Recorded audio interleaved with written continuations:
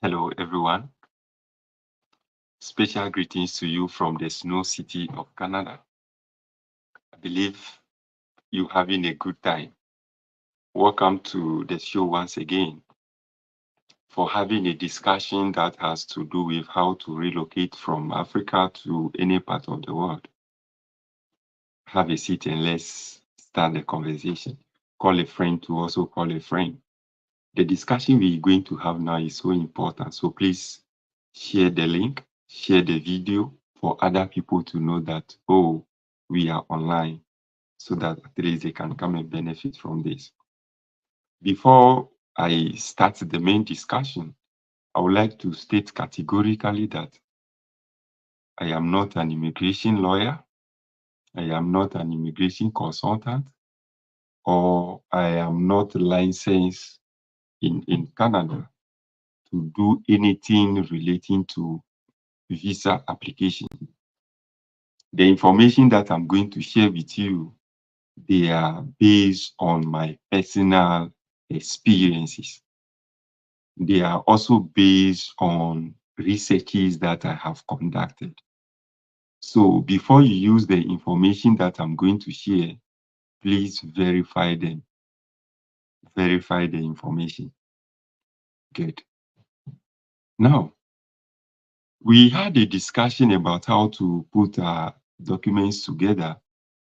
We had a discussion about how to write a letter of explanation or a statement of purpose for visa application or a personal letters.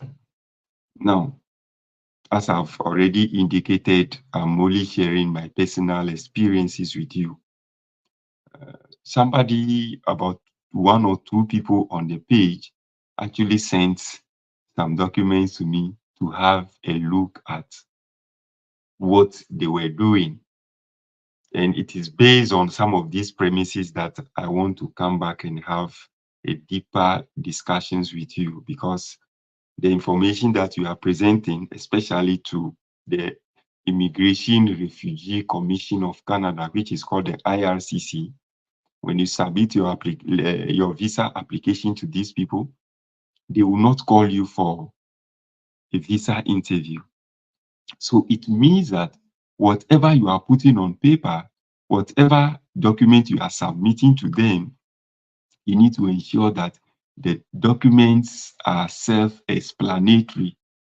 The documents are clear so that anybody who accesses the document, anybody who reads anything that you have written on paper, they will be self-explanatory. They will understand everything. So it means that you need to shed light in everything that you are presenting to them.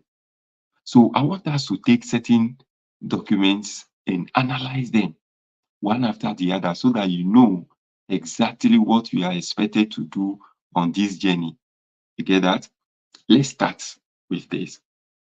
We have stated or have mentioned certain documents that you need to present in your application. Let me take one of the documents and tell you certain things you need to look out for. The major documents that you'll be using to prove your proof of funds. Proof of funds simply means that the document that you are going to use to show the visa officer who will review your document and approve your application that you have money to come and pay your tuition fee. You have money for your living expenses. You have money to pay for all your ancillary charges. The document that you'll be using to show that is called the bank statement. So the bank statement is what you are going to use to prove to the visa officer that this is the money I have. And the bank statement is actually an important document. So all seriousness should be attached to the bank statement. Now, the bank statement may come from you, or the bank statement may come from a third party. The third party is what? Maybe your uncle, your mom, your auntie, or whosoever in your family. You get that? So there are certain relevant information that we like to see. The visa officer will actually scrutinize the bank statement. The bank statement is one of the documents that they waste a lot of time on. They scrutinize the bank statement. So you and I, we are also going to scrutinize the bank statement right now to see. The first thing they will look at is the transactions in the bank statement. I have some bank statements on my phone. They will look at the transactions, the daily to day transactions, how monies have been deposited into the bank account. They will look at it. How frequent do you deposit money into the account? If you are using a sponsor account or even your personal account, they will look at it. How frequent do you deposit money? How much do you deposit into the account? How much do you withdraw? How often do you withdraw money from the bank account? This is called the transactions that you run, how the accounts are run. Let's assume that every day or twice in a week, you deposit 500 cedis, 300 Ghana cedis, 700 cedis, 800 cedis, 400 cedis. So averagely, you may be depositing 300, 500, 300, 500, 300, 400, 500 cedis. So when they study this bank statement, they know that averagely your maximum amount you deposit in the bank statement is 500 Ghana cedis. So they are checking that, and all of a sudden, they've realized that you've deposited 2,000 Ghana cedis, 3,000 Ghana cedis. The visa officer will begin to look at this bank statement. How come? Based on your transactions, you always deposit 200 or 400, 500, 400, 500. How come all of a sudden you've deposited 2,000, 3,000, 4,000, 5,000?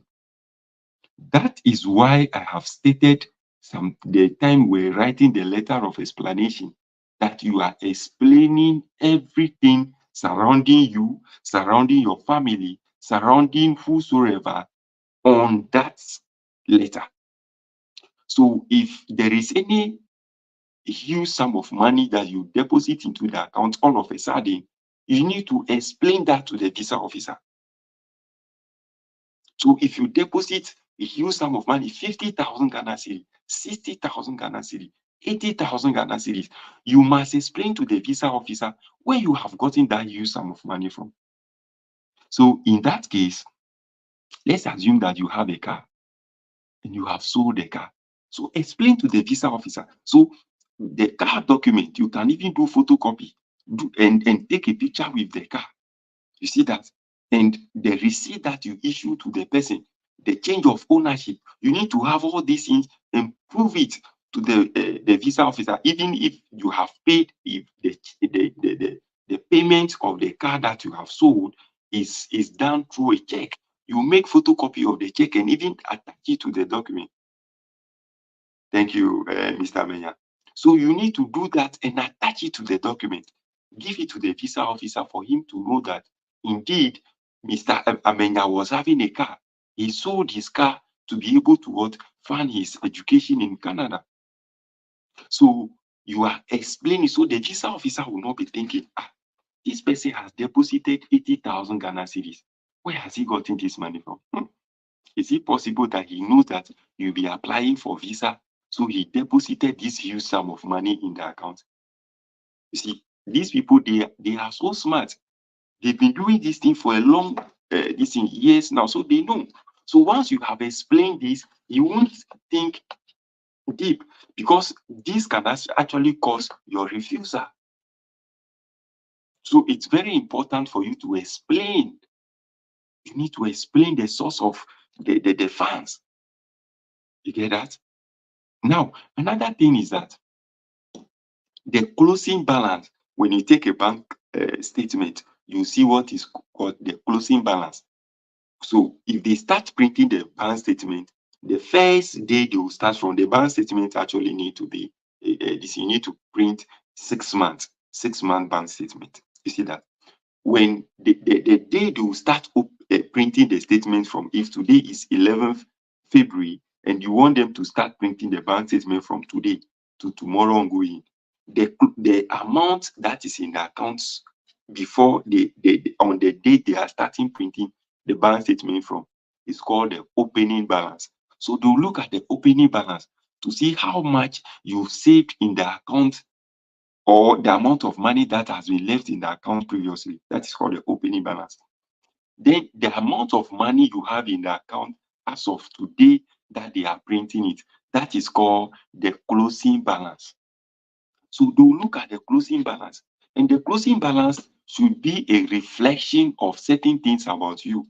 Number one, based on the new immigration policy in Canada, they say you need to show a proof of what your living expenses, 20,360, 365, 20,365 Canadian dollars. So the closing balance should have a money worth of 20,360 Canadian dollars. That is number one. Now, the second immigration policy says that you should have a minimum of 1 year tuition fee. So if your 1 year tuition fee is 15,000 Canadian dollars, then we need to add 15,000 to 20,000. That will give us what? 45,000, right? Sorry, that will be 35,000. So 15,000 plus 20,000, that will be 35,000 plus. So your closing balance should have not less than 35,000 Canadian dollars. Now, the bank statement is in Ghana city. So what do you need to do? You need to convert it and see if the closing balance in that statement is more than 35,000. This is so we are scrutinizing the bank statement. This is very important. Very, very, very important. So that you not submit your visa application and they will refuse you, saying that you do not have enough funds. Your proof of funds is inadequate. Your proof of funds is insufficient. So you need to do this to know exactly where you fall once you submit the application. Once you do this, it gives you an upper hand. Now, another thing that we need to consider is that if you don't have money, I've said it before. When I was submitting my visa application I need a bank statement of not less than 500,000 Ghana cedis. That is 5 billion old Ghana cedis. You know, this is a huge sum of money. You need to struggle to get the bank statement to prove that. If you have gotten the bank statement, you need to prove the relationship you, the principal applicant, you, the person who wants to study, the relationship between you and the person who is giving you the bank statement. You need to prove the relationship. So it is your responsibility. If the person has the same surname with you, that is one. They see that, oh, you are maybe Amenya Prince. The principal applicant is Amenya Prince. The person who has given you his bank statement is called Amenya Johnson. At least the surname. Then the person can give you his or her birth certificate. If the person is very close to you, your auntie, uncle, and all the stuff like that, you have the same surname, or you will give a vivid explanation in your letter of explanation, proving the relationship you have with the person. Another one is that the person who is sponsoring you, the person giving you his or her bank statement, the person will also be writing sponsorship letter. So let the person also state the relationship he has with you in the sponsorship letter. We have also stated that the person who will be sponsoring you also needs to give you an affidavit. So in the affidavit that the person will be getting from the court, let the person state that I, Amenya Johnson, who is an uncle, have you seen, or I, Amenya Johnson, I want to sponsor my nephew, who is Amenya Prince, to study at the University of Toronto in Canada. So what is he doing? He's proving the relationship he's having with you. The relationship is in the affidavit. The relationship is in the letter of explanation. The relationship is in what? The sponsorship letter. Then the relationship has also been proven with what? Maybe a birth certificate.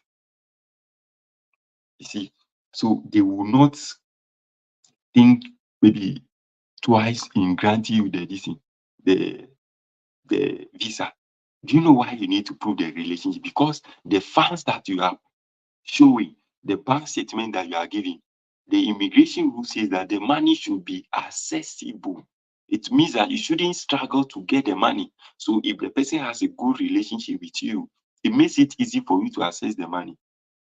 So sometimes after proving the relationship in your letter of explanation, you can say that this person has been sponsoring me, this person has been giving me money, this person has been looking after me when I was in school. The relationship is key, guys. It's so important. Now, another thing we also need to look at is that the money you are using to prove, the bank statement you are using to prove, you have gotten the bank statement from your uncle, the bank statement from your auntie. What happens if your auntie dies today? If he dies tomorrow, will he be in the grave and give you the bank statement? This is a question that you need to think about. So when you are scrutinizing your documents, it's one of the things you need to ask yourself. Now, there are things that you need to do in this regard. Number one, I'm using Amenya Prince today. Amenya Prince is a teacher. He's been teaching for 10 years now. He's been teaching for 8 years now, 12 years now, 15 years now. So is Mr. Amenya Prince saying that he doesn't have any money in their bank account?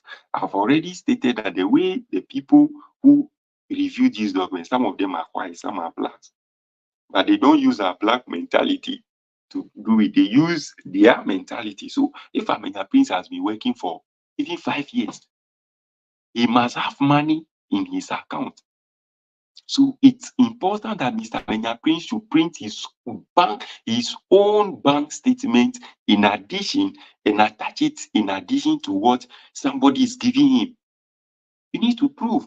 That tells them that this person is indeed somebody who is prepared, is somebody who has money, so that in case of an unforeseen event, that the principal sponsor is the person who gives you his bank statement saying you want to pay your tuition, your living expenses and all those things. If the principal sponsor dies, this person can also be on his feet based on the money that he has in his personal statement. So it is very important that you add your personal statement to it.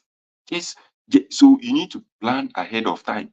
I've made some video last year how to prepare in advance. So you need to start doing some of these things in advance. If you know that you don't have money, start getting money and be depositing it in your personal bank statement.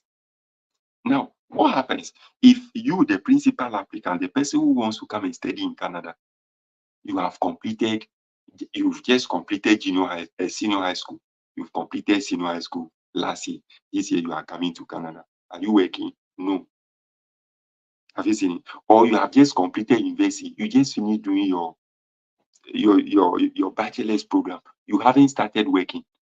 It is not compulsory for you to attach your bank statement to it because you are not working. If you are not working, where do we expect you to get money from? But if somebody who completes university, at least you have a bank statement.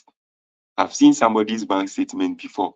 The person has only 300 Ghana cedis in the bank statement. Yes, his visa was approved because his father is the principal sponsor. Then he has his bank statement that he attached to it, but he has 300 Ghana cedis in it. Yes, it's okay. So if you have just completed senior high school or you've just graduated from a university and you are not working, if you have a bank statement that has even 0 closing balance, it's okay. Attach it to it. This is good. You see that? Good. If you have any question, be dropping it in there. Listen, once I see it, and I'll be addressing them now. Another thing that is so relevant that we also need to have at the back of our mind is that there are some of us who have business. If you have a business, you need to put in your letter of explanation, you need to state it there. I'm Amenya Prince, and I've registered a business which is called Amen Ventures. So Amenya, you just bring the AMEN, Amen Company Limited, Amen enterprise. So I'm Amenya Prince, but I have registered a business which is Amen Enterprise. That business, in that business, we have a core mandate in that business is trading, that is buying and selling. We do mining, we do education, we do this. And the business is still running. I have a closing balance of so and so in the account. And this and this person, this business, the money I have in the business account is a money that, if you have family, is the money that my family will be living on. But in case I need this in a backup money, I can also fall on that money to take care of myself. So they know that. So once you have stated that, then you write so many things. The time you have started the business, how the business does, you add the business bank statement. Sorry, the business bank statement. You add it to that. Then you add what? The business registration certificate. Then you add the form C or the form A. The form A will show that the business is Amen Enterprise. The owner, if it's sole proprietorship, the owner, the name of the person who come, Amenya Prince, his occupation, he will come, teaching. You see, information about him will come. So the visa officer will scrutinize that and say, oh, okay, it is good to go. Do you see that? That is good. Now, somebody is saying that, can a church sponsor you? These are the questions that you need to ask yourself. A church want to sponsor you. How? Why is church going to sponsor you to study in Canada? What relationship do you have with the church?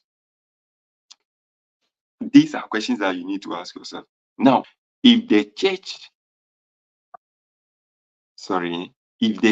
that wants to sponsor you, maybe you've completed senior high school, you are destitute.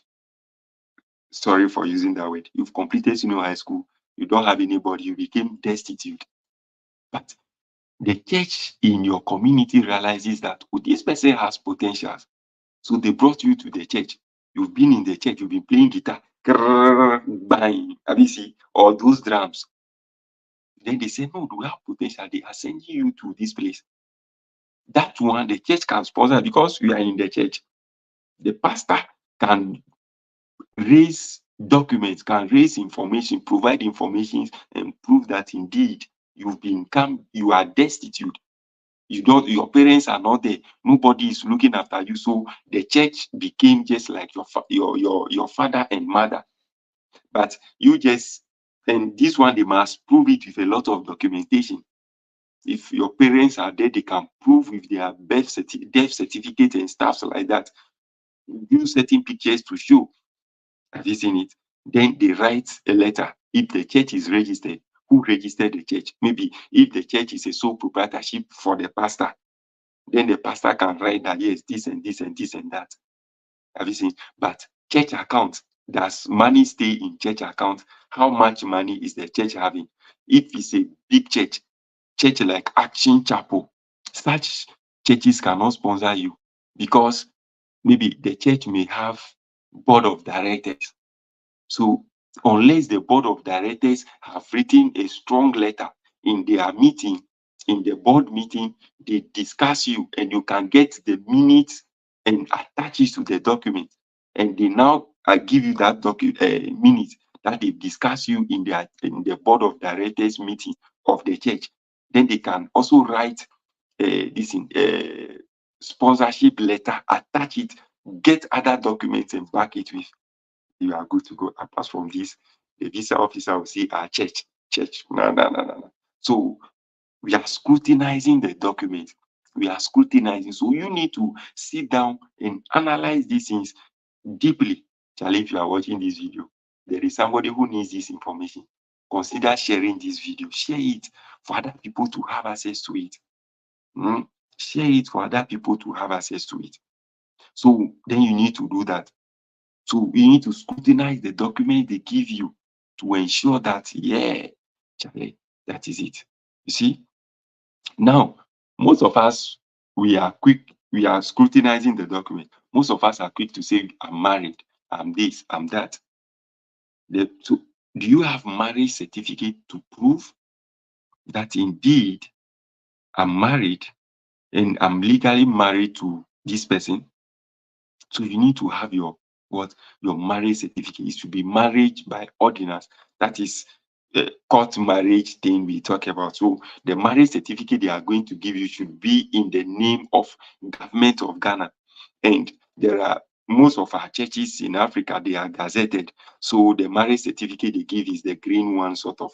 You see that green marriage certificate? Yes. So because the churches are gazetted, the court, they have the court's marriage certificate that they give them. Now, let's look at this. We are scrutinizing the documents today. Today's date is 11th February 2024. Then you are going to submit your visa application tomorrow, which is 12. Then your marriage certificate, the date that you have gotten married is 9th February. So you got married just 3 days ago. The visa officer will be there thinking, did this person get this marriage certificate just because he wants to submit visa application and he wants to prove that he has a proof of family ties? This marriage certificate will be questionable. I can't access this. I can't accept this. So it is good that if a woman is with you today and you know you have an intention of traveling, see, do this thing now. Keep the marriage certificate, get the marriage certificate and keep it so that the date on it will be a bit long based on the date that you'll be submitting the visa application. You see, now another way that you can truly prove your marriage, another way is that maybe you and your wife, you have a joint bank account. You have joint bank account. The joint bank account should not be Mr. and Mrs. Amenya. No. The name should be Mr. Amenya Prince. And the name of your wife is Abigail Chohe. So Mr. Amenya Prince and Miss Amenya Chohe joint. So couples, because you are going to show your bank your marriage certificate, they know that that is your spouse. And you need to also attach your spouse's birth certificate. Then you attach your spouse's ID card. If your spouse has a passport, you can attach her passport biodata. Have you seen the connection you are doing? You are scrutinizing the document. So these are things. So in your letter of explanation, say it. My wife and I, or my wife into bracket, Chohe Abigail, and I have an open bank account at Ghana Commercial Bank in Ho, where we deposit our savings. So over the years, we've been able to deposit an amount of 50,000 Ghana cedis. And we have agreed as couples that we use this money as a way of supporting me whilst I'm in Canada if my visa application is approved. See the way you are showing the connection. So the documents are there for them to see. They will scrutinize it. The visa officer will check the documents. Oh, Charlie, this guy has done all the things. This guy is on point. This guy has showed connection, the links in the document, and we have given all the explanations in your letter. You see that? Now, another thing that we also need to another thing that you also need to prove, Charlie, is a water is life.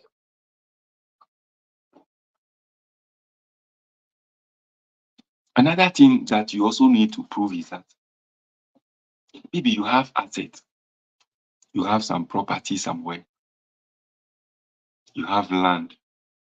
Maybe you have, I like mentioning land in acres, not to have a plot of land. Maybe you have 10 acres of land, you see, and you have proper documentation. If you bought the land from one family, the family have given you their maybe handwritten receipt. Then you have the main indenture well signed from a court. Then the land is also registered under lands or registered in lands commission. You know, when a land is registered, that alone becomes a legal document because part of the registration process is done at the court. So that alone is what is a legal document on its own. You see, now maybe Mr. Amenya Prince. No, I'm using Mr. Amenya Prince. Mr. Amenya Prince is a teacher, and you have that land there. So you explain, tell the visa officer that I have a land. I bought a land from Chohe family. Attach the documents attached for your perusal. Oh, if as though you missed a lot indeed. So, but you can watch it from the beginning later.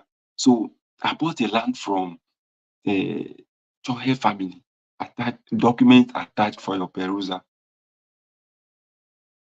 Now, so documents attached for your perusal. Now, what I intend to do is that land that I have gotten, which is a 10-acre land registered under the Lands Commission of Ghana, in the future, when I return to Ghana, I intend to set up an international school on that land.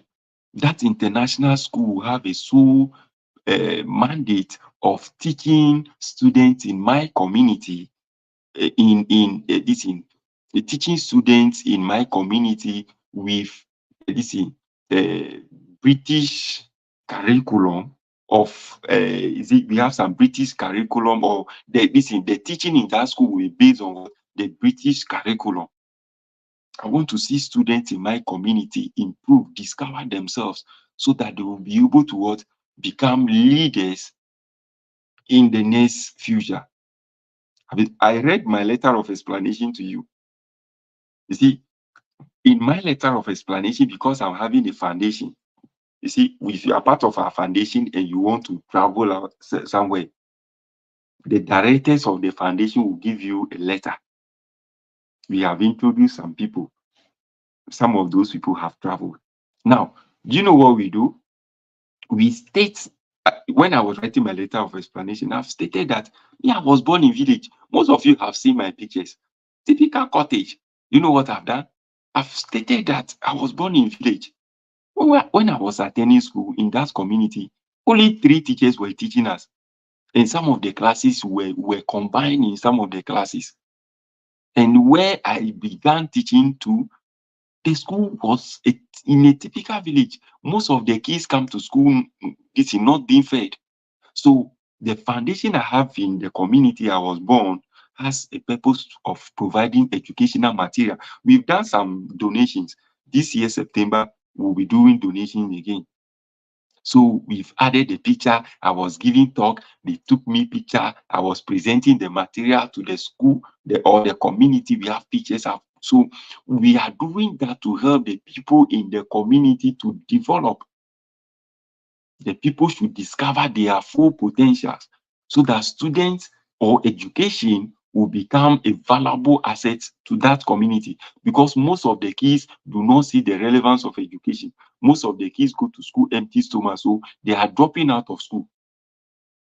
So you need to prove this connection, show it.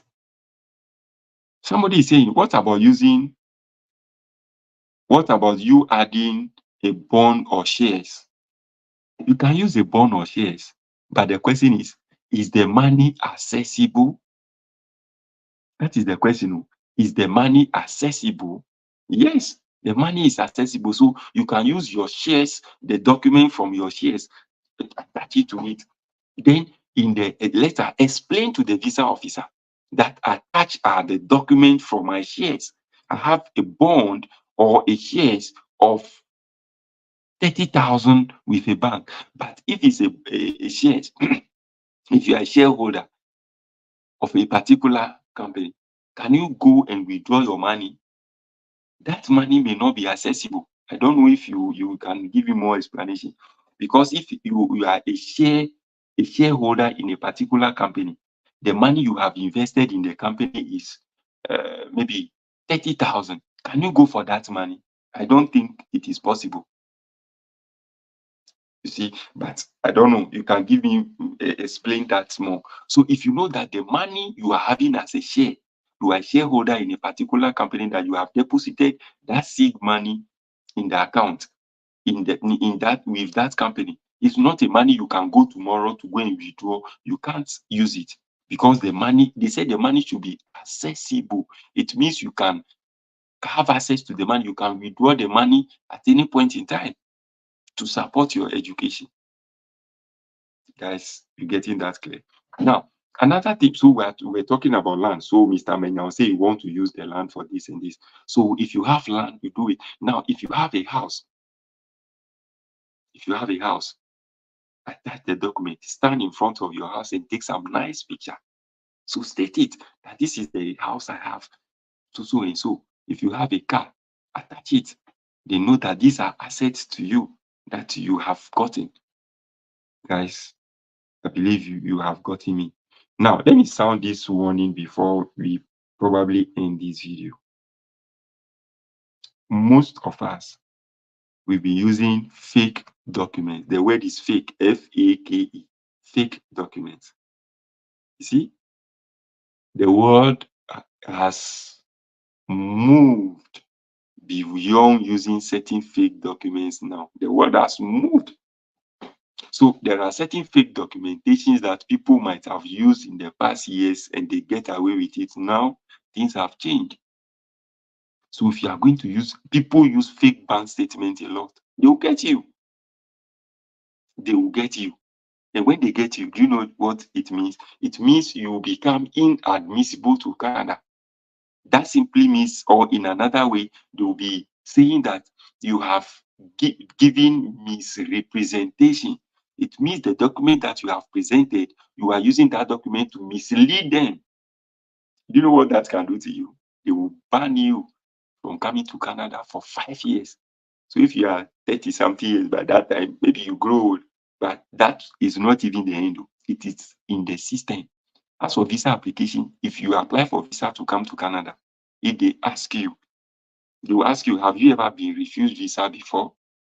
If they refuse you before, you say yes. You can't hide it. If you say yes, that will not affect your chances. They will ask you to state the reason for refusing you. Already you have given fake document already. It's in the system that this person presented a fake document. Frank, they know that you have already presented a fake document. So they know that this is a fake document you presented. Is there. So you are coming back. They know that this person is. What about motorbike? My brother, that is what you are having. Attach it.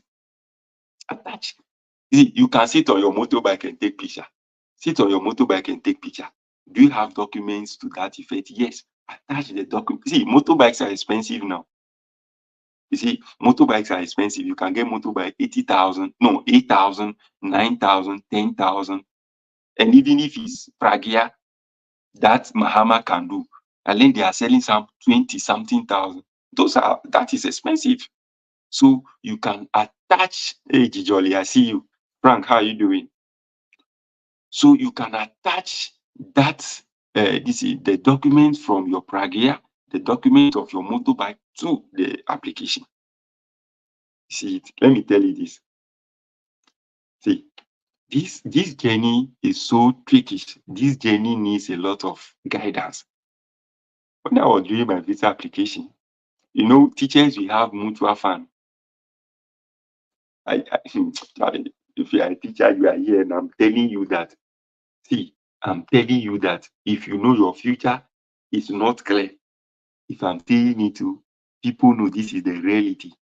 You know, the truth is bitter. So people, well, if you are a teacher, you now you know.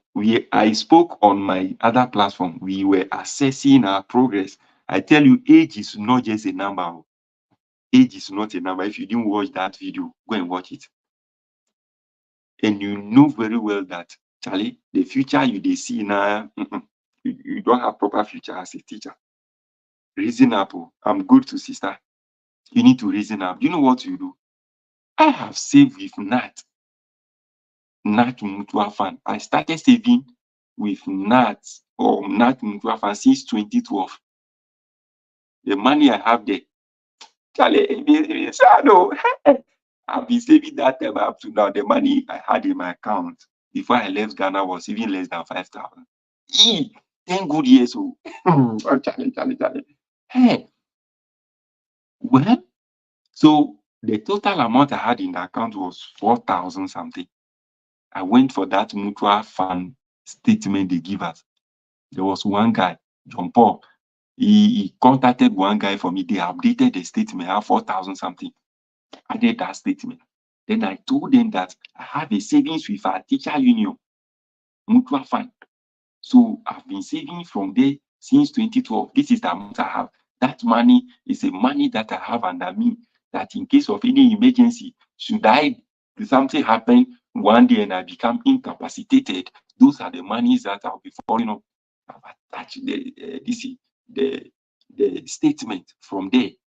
It's small money, but that will do a lot of things for me. Do you know what it will? I've attached my Senate card. Senate card where that money you can't even access it. You don't know.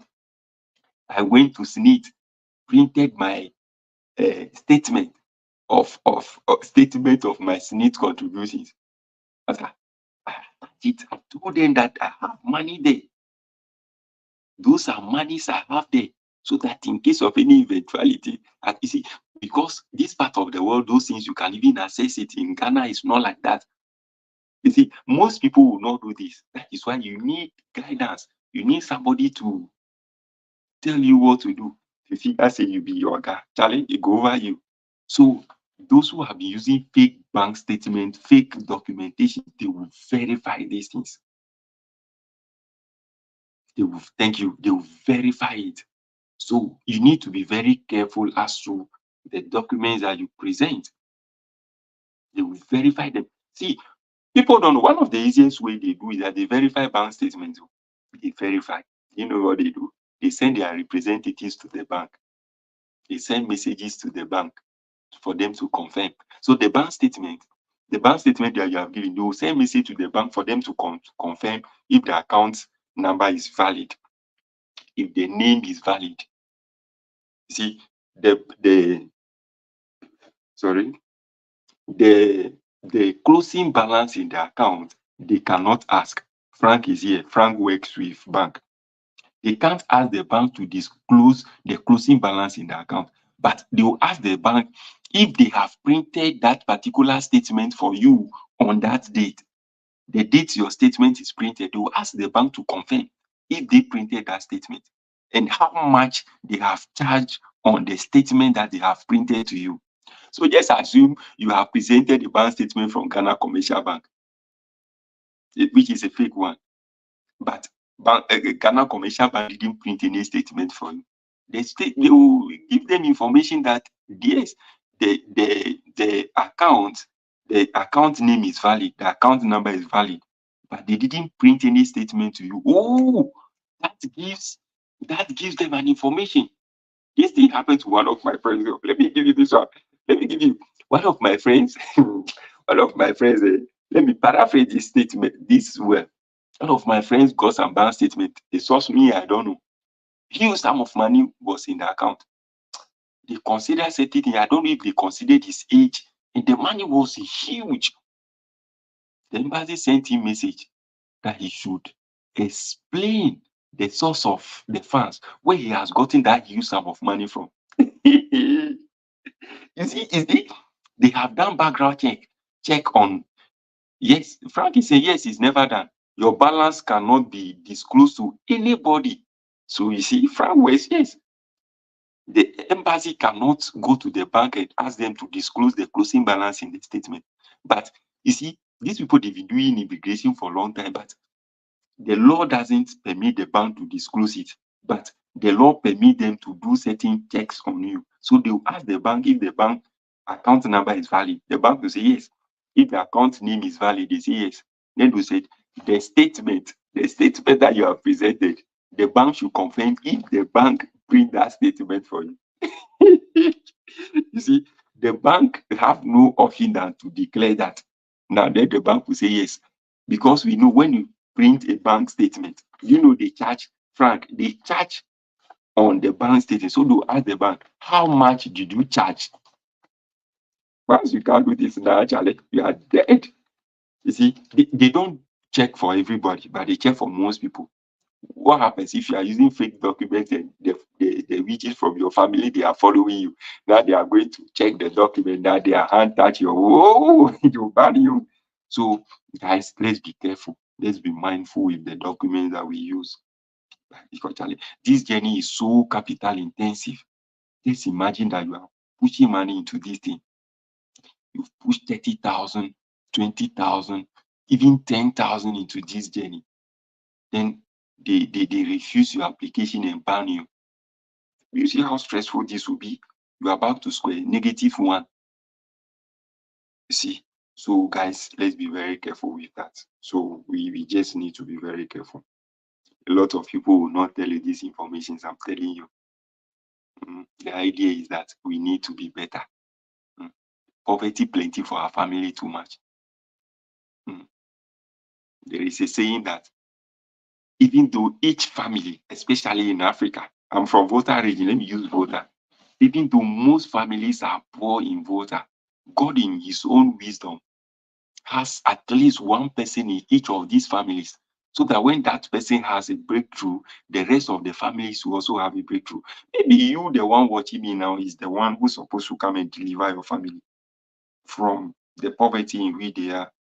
Then you are, because of your desire to travel, you've gotten everything legit, everything is legit. Then finally they give you one document that is fake. Then they've gotten you. Then they ban you. Charlie, what will happen? So it means that your desire to travel to that country has been shattered. You see, then all the people whose destinies are linked to you, their destinies are also destroyed. What happens? Maybe you're supposed to travel to Canada. This is where you're supposed to make a lot of money, have a lot of breakthrough, but you've messed up. So what happened? Maybe you may not be able to travel to any other country. Don't forget, Canada shares immigration data. They share immigration data with US, New Zealand, Australia, and UK. They share immigration data. So once you mess up here, that document is everywhere. People will tell you that once you mess up, they ban you in one country, you can't go to another. Let's be very careful. This thing, you can't rush it. There is one guy, let me tell this guy's story. That guy, I salute him so much. See, there are certain smart people I met on this journey. I salute them. There is one guy, when I was in Ghana, he's been contacting me. Charlie, this and blah, blah, blah. Charlie, do this. This guy, the guy was able to register a business. He has a business bank account. He's running the account. He's running the account. He has gotten a land. He got proper land document. You see, the guy got married. He just was with a woman. He got married to the woman, have marriage certificate. They have kids, have this thing, birth certificate for his kids. You see, did passport for his kids, the wife, and everything. The guy is putting documents together. See, he hasn't even done school application yet. The guy is positioning himself. Tell me that guy. I told him when it comes to visa application, if you are submitting your visa application for the first time, if things that we are saying, you put these things into perspective, you have about 90% chances of your visa being approved on the first attempt. On the first attempt, you have 90% chances of being approved visa. If you mess up that chance, if you didn't present a strong application and they refuse you, you need to start all over, put documents together, do a lot of affidavit and all the attestation, blah, blah, blah. The second one, you have about 60% chance, because once the first visa officer refuses you, the second one, the probability of the second person refusing you is high, because the first person has already refused your application. So the embassy will tell you that submitting second application doesn't guarantee your approval, because every document you need to present you need to present a new application. So you need to go the extra mile. You need to attach more documentation, do more explanations. The second one, you have about only 60% chance. If you mess up the second one, the problem is plenty. So the first application, you need to put much information to it. You need to relax and present a strong application. You guys, they see that. That is it. So that's what I want to tell you. God bless you guys. I pray God will open doors for you to get money. I pray God will lead you to meet people who will give you the necessary assistance. I pray you meet people who will give you information that will move you to the next stage. I pray you meet people who give you the best advice, because there are so many people. Once you shared your view with them that you want to become better, already they will tell you things that will retrogress you. May God bless you. May God lead you. Please share this video for people to have access to it. Share this video to bless somebody. Let's reduce poverty in our families. Somebody shared informations with me. So it is nice I'm sharing it with you, so you to share it with somebody. Let our communities become better. God bless you. The day is still young. It's 11:05 a.m. here in Toronto. The day is young. I may come your way again. God bless you. Thanks so much for watching me all the time. This is your friend Masego Empire. God bless you. Bye-bye.